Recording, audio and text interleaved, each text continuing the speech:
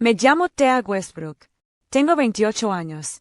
El martes pasado, me senté en la oficina de un abogado y vi a toda mi familia celebrar que recibía millones del testamento de mi abuelo, mientras yo sostenía un sobre amarillento que no tenía nada adentro más que un número de teléfono. Mi hermana se rió tanto que tuvo que sujetarse del brazo de mi madre. Mi tío levantó su café como si fuera un brindis. El abogado simplemente se quedó sentado, con las manos entrelazadas, observándome de la manera en que uno observa a alguien abrir una puerta que ya no podrá volver a cerrar. Todos los que estaban en esa sala ya se habían gastado su herencia en la cabeza antes de que se secara la tinta. Y yo era el chiste, la que dejó la universidad, la chica que se gana la vida vendiendo sillas. Hacía años que me habían dado por perdida, y el sobre del abuelo era, para ellos, la prueba definitiva. Pero esto es lo que ninguno de ellos sabía. Ni mi madre, ni mi hermana, ni mi tío con su título autoproclamado y su Cadillac. No sabían qué pasa cuando el chiste de la familia levanta el teléfono y marca. Antes de contarte el resto, si disfrutas este tipo de historias, tómate un momento para darle like y suscribirte, pero solo si de verdad lo sientes así. Deja tu ubicación y la hora local en los comentarios. Me encanta saber desde dónde me estás escuchando. Ahora déjame llevarte de vuelta al lunes pasado por la mañana, el día antes de la lectura del testamento, cuando recibí la llamada de que el abuelo Harold ya no estaba. El teléfono suena a las 6:14 de la mañana. Ya estoy despierta, amarrándome las botas para el turno temprano en Birch and Stone, la mueblería que administro en Holden. Es mi madre, Diane Westbrook. No llama antes de las 9 a menos que alguien haya muerto o necesite algo. Hoy son las dos cosas. Tu abuelo falleció anoche, dice, sin temblor en la voz, sin pausa. El abogado va a leer el testamento mañana a las 2. Ven vestida de manera presentable. Cuelga antes de que yo pueda decir nada. El abuelo Harold, de 82 años, construyó Westbrook Properties a partir de la renovación de un solo dúplex hasta convertirla en una operación de bienes raíces comerciales que abarcaba 3 condados, un nombre que significaba algo en el centro de Ohio. Pero para mí, él era el hombre que siempre tenía aserrín en los bolsillos de la camisa y que me enseñó a lijar el borde de una mesa hasta que se sintiera como agua bajo los dedos.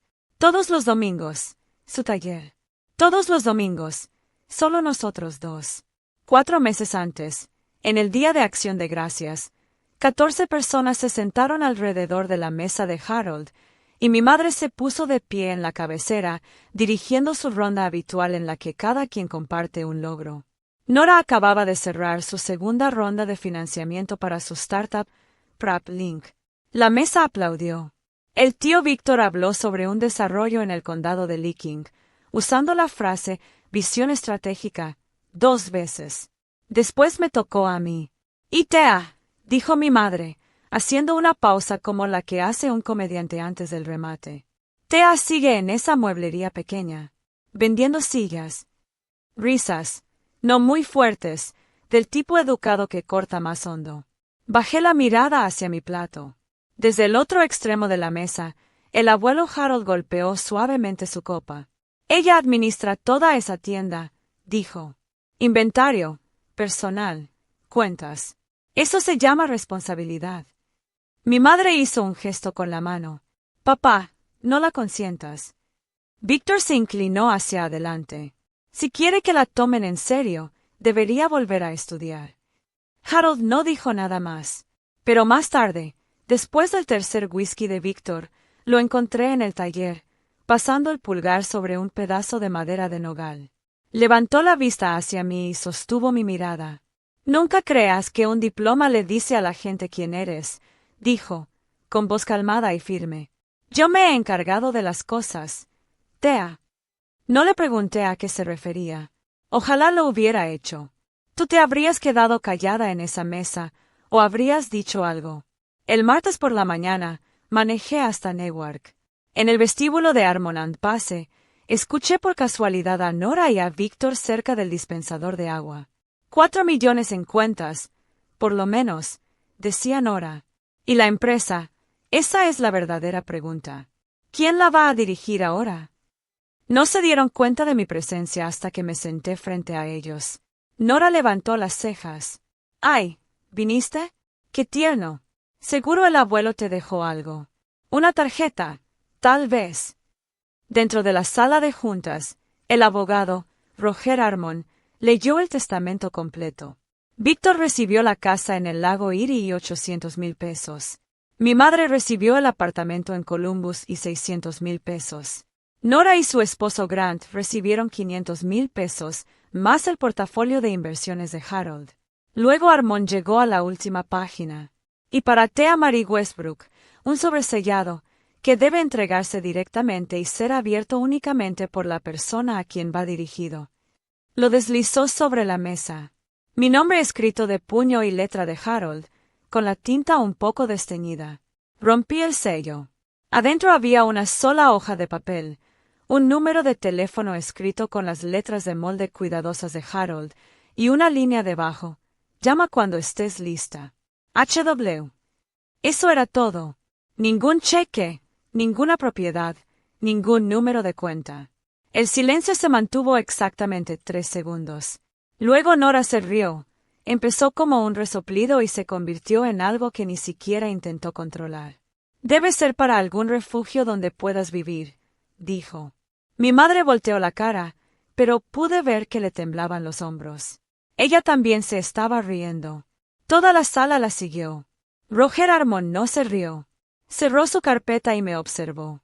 En el estacionamiento, mi madre me alcanzó. —¿Ves? —dijo. Él sabía que no podías manejar dinero de verdad. Thea, ese número probablemente sea de algún asesor financiero para gente en tu situación. Llama. Consigue ayuda. Víctor apareció detrás de ella, con la mano apoyada en el techo de mi auto.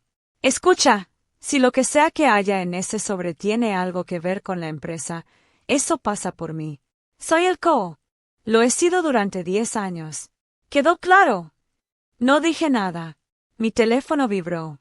El chat grupal de la familia, ese en el que llevaba meses silenciada. El mensaje de Nora. Actualización. Thea recibió un sobre. Solo un sobre. La última broma del abuelo. Emojis de risa. Una reacción de corazón de mi madre. Me senté en el asiento del conductor y puse el seguro. El sobre estaba en el asiento del copiloto. Me temblaban las manos, no de miedo, sino de esa sensación que tienes cuando todas las personas que se supone que deben quererte acaban de demostrar que no lo hacen, y estás decidiendo si creerle a la única persona que sí lo hizo. Marqué el número. Timbró 3 veces. Una voz de hombre, calmada y pausada. Hola. Esperaba tu llamada. ¿Quién habla? Pregunté. Mi nombre es Raymond Alcott.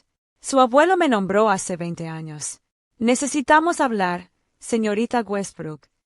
Me lo explicó despacio. En 2005, Harold había establecido un fideicomiso irrevocable, con Raymond como fiduciario, y yo era la única beneficiaria. Señor Alcott, ¿por qué yo? Pregunté. Él se quedó callado un momento. Su abuelo me dijo algo cuando estableció esto. Me dijo, la persona que viene cuando caigo, no por lo que puedo darle, sino porque caí, esa es en quien confío lo que construí. Después de eso, observó a su familia durante 20 años. Thea, usted fue la única que apareció. Me dijo algo más. Si nunca hubiera llamado, si hubiera tirado el sobre, todo el fideicomiso se habría transferido de manera permanente a una fundación benéfica. Harold quería que quien lo recibiera se presentara por su propia voluntad, sin que nadie se lo pidiera. Su abuelo pasó 20 años asegurándose de que la persona correcta levantara este teléfono, dijo Raymond. Usted acaba de demostrar que tenía razón.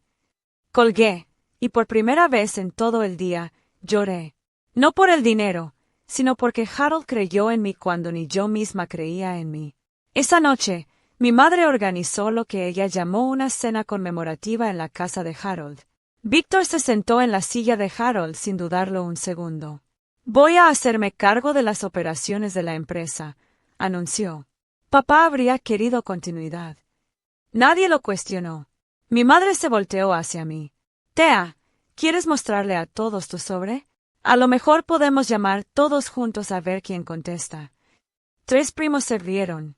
Solo la tía Lillian me observó sin reírse, con una expresión que no logré descifrar. Víctor se recostó en la silla. La empresa legalmente pasa a formar parte del patrimonio, nos corresponde a nosotros, dijo, como si estuviera leyendo de un libro de texto que había hojeado en el camino. Estaba equivocado. Los fideicomisos irrevocables no se disuelven cuando muere quien los constituyó. Yo lo sabía porque Raymond acababa de decírmelo. No dije nada. Terminé mi cena y me fui antes del postre. Víctor me dio una palmadita en el hombro al salir. «Ánimo, muchachita. Al menos conseguiste algo. Hay gente que ni siquiera recibe un sobre». Esa noche, recordé por qué me había ganado la confianza de Harold en primer lugar. Cuando yo tenía 19 años, Harold sufrió un derrame cerebral. Necesitaba fisioterapia todos los días. Mi madre dijo que tenía una enfermera. Víctor dijo que estaba saturado de trabajo en la oficina. Nora no volvió a casa en 3 semanas. Yo dejé mi semestre, manejaba hasta Granville todas las mañanas a las 7, lo ayudaba con sus ejercicios, le organizaba las pastillas, le leía el periódico. 4 meses después, su médico calificó la recuperación de extraordinaria. Nunca volví a la universidad. La beca se venció. Mi madre les decía a sus amigas que yo simplemente no estaba hecha para estudiar. En el chat grupal de la familia, Nora escribió: «Hablen con mi abogado. Cualquier fideicomiso se puede impugnar si probamos capacidad mental disminuida». Él tenía 82 años y antecedentes de derrame cerebral. «Tenemos un caso». Víctor respondió: «Bien. La empresa le pertenece a la familia». Puse mi teléfono boca abajo. A la mañana siguiente, me senté frente a Raymond en su oficina de Columbus. «El fideicomiso posee el 100% de Westbrook Properties LLC», dijo. «La empresa, los proyectos de desarrollo, las cuentas de inversión. Un valor actual estimado de aproximadamente $38 millones. La cifra quedó suspendida en el aire entre nosotros. «¿Por qué yo?», volví a preguntar. «No tengo un título en negocios. Administro una mueblería». Raymond se quitó los lentes. Harold lo dijo textualmente: «La persona que dejó todo para ayudarme cuando caí, esa es en quien confío para sostener lo que construí». Giró su laptop y marcó una videollamada. Margaret Donnelly, Maggie, había sido CEO interina durante 3 años. «No necesito saber si tienes un MBA», dijo. «Necesito saber si eres honesta». Harold decía que sí lo eras. Luego agregó: «Hay algo más que deberías saber. En los últimos 6 meses, Víctor presentó reportes de gastos inflados por más de $200,000. Harold lo detectó antes de morir, pero nunca tuvo la oportunidad de abordarlo formalmente. Esa es una de las razones por las que nunca dejó que Víctor tomara el volante. Para cuando ya iba de vuelta en la carretera, mi madre había llamado. «Si ese sobre tiene algo que ver con dinero o con la empresa, le debes a esta familia compartir esa información». «No le debo nada a nadie, mamá», dije. Nora me escribió directamente: «Si estás escondiendo algo, te va a ir peor en la corte que si simplemente nos lo dices ahora». Después llamó Víctor, de repente muy cariñoso. «Tea, cariño, sentémonos a hablar, familia con familia». «Esto es entre el abuelo y yo», le dije, y colgué antes de que pudiera cambiar de tema. Los 3 estaban rondando, y no tenían idea de alrededor de qué estaban rondando. El jueves por la noche, mi madre convocó a una reunión familiar en la casa de Harold. No fue una sugerencia, fue una citación. 10 adultos se apretujaron en la sala, sentados en muebles que Harold había construido con sus propias manos. Víctor se paró junto a la chimenea, en lugar de Harold, con un blazer puesto. «He sido CEO durante 10 años. Conozco las operaciones. Propongo que esta familia me autorice como director interino hasta que resolvamos lo del patrimonio». Nora lo respaldó de inmediato. «Y tenemos que hablar sobre el sobre de Tea, por si tiene alguna relación con los bienes del patrimonio. La familia tiene derecho a esa información». Todas las miradas se dirigieron hacia mí. «El sobre estaba dirigido a mí», dije. Es mi propiedad personal. La voz de Víctor se endureció. Thea, no tienes un título. No tienes experiencia en negocios. No tienes un lugar en esta mesa. Si mi padre te dio algo relacionado con la empresa, fue el error de un anciano al final de su vida. Y lo vamos a demostrar en la corte. Nadie lo contradijo. Nadie me miró, excepto la tía Lillian, que no asintió, pero tampoco apartó la mirada. Entonces Nora se puso de pie, alisándose la falda como si lo hubiera ensayado. Voy a decir lo que todos están pensando. Thea no está calificada para manejar ni un centavo, mucho menos una empresa. Dirige una mueblería en un pueblo de 4,000 personas. Los ingresos anuales de esa tienda probablemente sean menos que la cuenta del bar del tío Víctor. Algunas personas se rieron. Mi madre levantó la barbilla, su señal de que estaba a punto de dar la última palabra. No quiero herirte, cariño, dijo, con un tono tierno en la superficie y acero por debajo. Pero no estás lista. Nunca lo estuviste. Darle todo al tío Víctor es lo mejor para todos, incluida tú. Miré alrededor de la sala. Primos que no me habían dirigido la palabra en años estaban asintiendo. Me puse de pie. Escuché todo, dije, con la voz firme. Esta semana me voy a reunir con mi abogado. Después de eso, todos tendrán su respuesta. Tomé mi chaqueta y caminé hacia la puerta. Detrás de mí, Víctor dijo, tu abogado. No me volteé. Buenas noches. Esa fue la primera vez que alguno de ellos me escuchó decir las palabras, mi abogado. Tú habrías salido de esa sala como lo hice yo, o te habrías quedado a pelear ahí mismo. El viernes por la mañana, firmé cada página en la oficina de Raymond. Cuando terminamos, deslizó hacia mí un segundo sobre, más pequeño, color crema, otra vez con la letra de Harold. Esta es la carta que dejó para ti. Solo debía entregarse una vez que aceptaras. Lo abrí. Una sola hoja, con letras de molde un poco más temblorosas que las del número de teléfono. Thea. Observé a esta familia durante mucho tiempo. Los quiero a todos, pero sé quién va a construir y quién va a dilapidar. Fuiste la única que vino cuando caí y nunca preguntó qué te iba a dejar.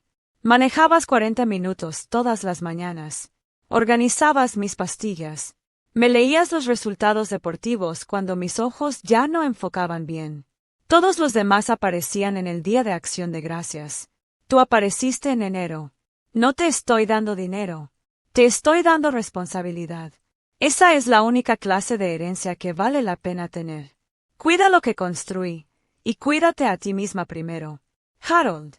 Doblé la carta y la sostuve con ambas manos. El papel olía levemente a su taller, a aserrín y aceite de linaza. No sé cómo es posible, pero así era. Si estuviera sentado en esa sala, a punto de ver que por fin salga la verdad a la luz, ¿el rostro de quien querrías ver primero? El sábado, a las 2 en punto, la sala de Harold estaba llena. Víctor había tomado el sillón junto a la chimenea, la silla de Harold, con las piernas abiertas, relajado. Lo escuché susurrarle a mi madre, va a llorar. Se va a disculpar. Y después lo va a entregar todo. Mi madre asintió. A las 2 en punto, entré por la puerta principal. Detrás de mí, un hombre a quien ninguno reconoció, de cabello plateado, cargando un maletín más viejo que la mayoría de las personas en esa sala. ¿Quién es este?, exigió saber Víctor. Es Raymond Alcott, dije. Mi abogado. El rostro de Nora cambió. Espera, tú eres el que solía trabajar con el abuelo. Tú hiciste el trabajo legal de las adquisiciones originales de propiedades. Así es, dijo Raymond. La temperatura en la sala bajó de golpe. Raymond habló sin notas. En 2005, Harold Westbrook estableció un fideicomiso irrevocable, con mi persona como fiduciario designado. Este fideicomiso es un instrumento legal independiente del testamento leído el martes. No pasa por un proceso de sucesión judicial. No puede modificarse, disolverse ni verse afectado por ninguna impugnación al testamento. El fideicomiso posee el 100% de Westbrook Properties LLC. Todos los activos operativos, los contratos de desarrollo y las cuentas de inversión. El valor estimado actual es de aproximadamente 38 millones de dólares. La única beneficiaria de este fideicomiso es Thea Marie Westbrook. Nadie se movió. La boca de Víctor se abría y se cerraba sin que saliera ningún sonido. Esto es un fraude, dijo por fin, con la voz quebrada. Mi padre no tenía la capacidad mental para crear algo así. Raymond colocó 3 carpetas sobre la mesa. Harold se sometió a evaluaciones independientes de capacidad mental en 2005, 2015 y 2023, todas realizadas por médicos certificados sin ninguna relación con la familia. Están en su derecho de revisarlas. Víctor no las tocó. Nora se paró tan rápido que golpeó la mesa de centro con la rodilla. Entonces nosotros recibimos unos cientos de miles, y ella recibe 38 millones. Ella vende sillas. La asignación bajo el testamento y la del fideicomiso son 2 asuntos legales distintos, dijo Raymond. Harold fue claro respecto a ambos. Mi madre se volteó hacia mí, con los ojos llorosos. No le vas a hacer esto a tu propia familia. No, mamá, dije, con la firmeza suficiente para detenerla. Tú me dijiste en ese estacionamiento que el abuelo me dio el sobre porque no podía manejar dinero de verdad. Que le dijiste a toda la familia en el Día de Acción de Gracias que yo era tu decepción. No me hables de unidad familiar. Grant puso su mano sobre el brazo de Nora. Deberíamos irnos. Hay una cláusula de no impugnación. Si la impugnamos, nuestra herencia bajo el testamento queda congelada. Podrían ser años. Nora buscó un aliado en la sala y no encontró ninguno. Agarró su bolso y salió. Víctor se fue después, lento y medido, como alguien que sale de un hospital.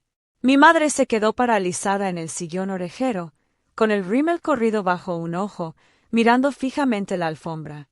La tía Lillian se levantó despacio antes de irse y puso su mano sobre mi brazo. Siempre me pregunté por qué Harold mantenía ese taller si nadie lo visitaba, dijo en voz baja. Ahora sé que alguien sí lo hacía. Me quedé sola de pie en la sala de Harold. Su silla estaba vacía. A través de la ventana, podía ver el taller en la parte de atrás. Solté todo el aire. Ahora era mío protegerlo. El lunes por la mañana, comencé en las oficinas centrales. Un problema saltó a la vista de inmediato. Víctor había contratado a su hijo Tyler para un puesto fantasma, en nómina durante 11 meses sin haber visitado un solo sitio de trabajo. ¿Qué habría hecho Harold?, le pregunté a Maggie. Evaluaciones de desempeño de 90 días, dijo ella. Hazlo. 4 días después, Víctor llamó furioso. Despediste a mi hijo. Está en una evaluación de 90 días, igual que cualquier otra persona. Voy a llevar esto a la corte, dijo. Es tu derecho, le dije, pero si impugnas el fideicomiso, se activa la cláusula de no impugnación. Tus $800,000 y la casa del lago Erie quedan congelados hasta que la corte falle. Podrían ser años. Silencio. Luego, me estás amenazando. Te estoy informando. Hay una diferencia. Nora también llamó, con la voz apagada. PropLink se estaba hundiendo. Tomando café a la mañana siguiente, admitió que había invertido casi todos sus $500,000 en la empresa y que le quedaban $40,000. Sé lo que dije sobre tu sobre. Estaba equivocada. Le dije que no le iba a dar dinero, pero que Westbrook Properties estaba buscando un proveedor para administrar su portafolio de propiedades, y que si su producto cumplía con los estándares de Maggie, podía presentar su propuesta como cualquier otra persona. Tú eres diferente, dijo. No soy diferente, le dije. Simplemente me estás viendo por primera vez. 3 meses después, la demanda de Víctor se derrumbó ante las evaluaciones de capacidad mental.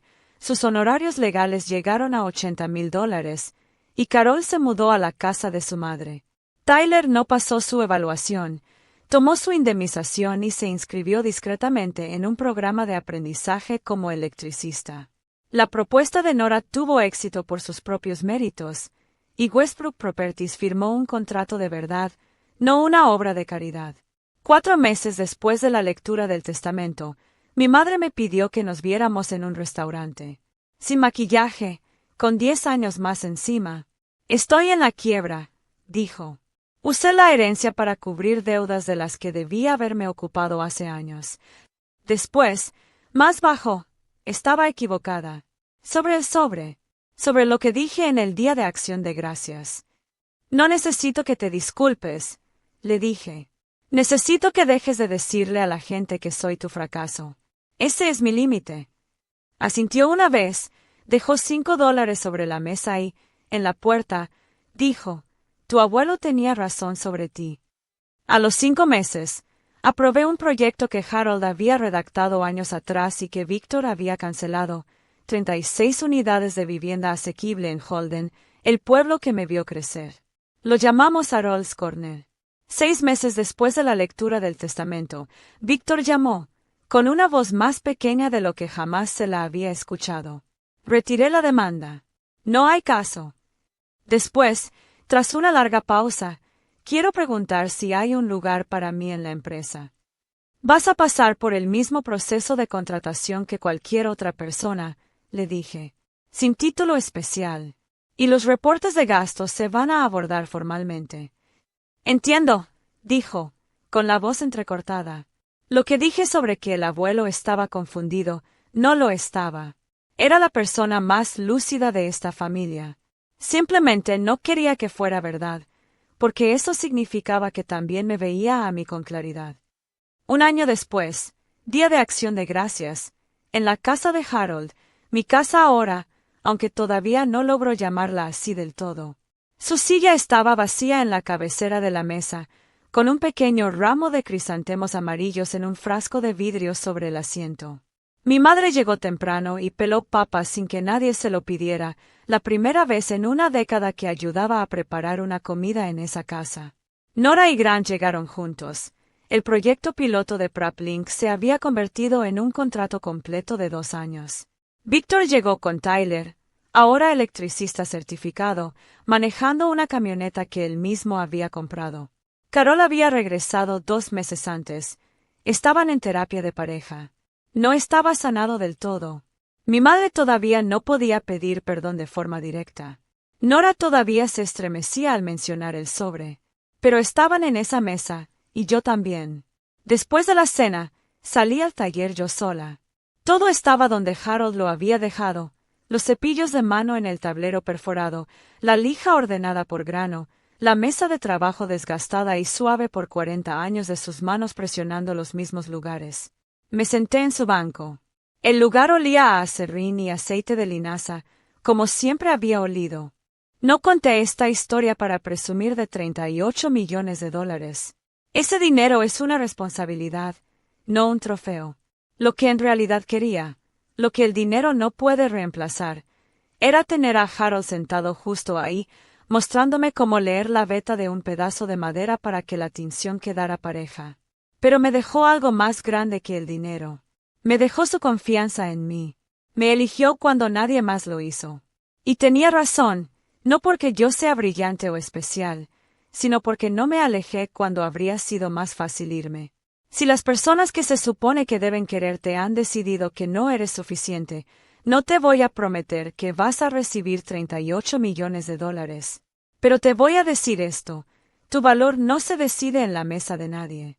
Se construye en las horas silenciosas, cuando nadie está mirando. Después de todo esto, me puse 3 límites. 1. No le explico mi valor a personas que ya decidieron que no tengo ninguno. Si alguien necesita pruebas de que pertenezco, la puerta está abierta, pero ya no voy a andar audicionando para nadie. 2. No dejo que nadie use mi pasado, el semestre que dejé, el diploma que nunca tuve, los años detrás de un mostrador, para trazar los límites de mi futuro. 3. No corto a mi familia por completo, pero tampoco dejo que cruce mis límites sin consecuencias. El amor y el acceso no son lo mismo. Harold no me dejó $38 millones. Me dejó el derecho a decidir por mí misma. El dinero es una herramienta. La verdadera herencia es la confianza. Puse la mano abierta sobre la mesa de trabajo, justo sobre la marca desgastada donde solía descansar la suya. Gracias, abuelo. Después jalé la cadena, la luz se apagó, y caminé de regreso por la grava hacia la casa, donde la ventana de la cocina brillaba con una luz cálida y podía escuchar a alguien riéndose adentro. Sonaba a familia. De la de verdad.